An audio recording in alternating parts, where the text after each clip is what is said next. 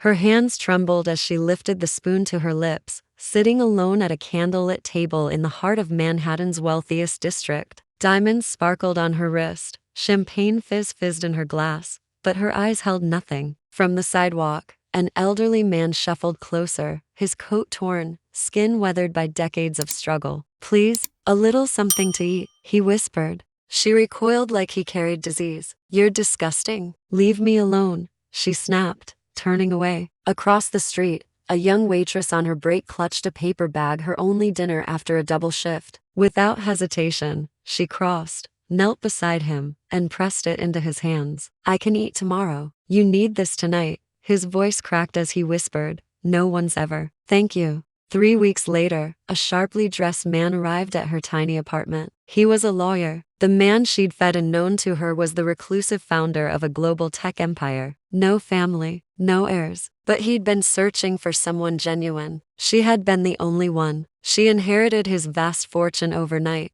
Years passed, and the girl, now a woman of influence, transformed an abandoned hotel into Haven's Table, a sanctuary serving the hungry without question. One icy December afternoon, a frail figure stumbled inside. It was the same woman from that glittering restaurant, her once perfect hair matted, her coat threadbare. She froze at the sight of a massive portrait hanging above the fireplace, the old man's gentle smile watching over the room. Her knees buckled as tears flooded her eyes. A volunteer wrapped her in a blanket, placed warm soup in her hands, and smiled. She couldn't speak, but she knew painfully, deeply, that life always returns what you put into it. If you were given one chance to rewrite the moment you chose cruelty over kindness, would you take it?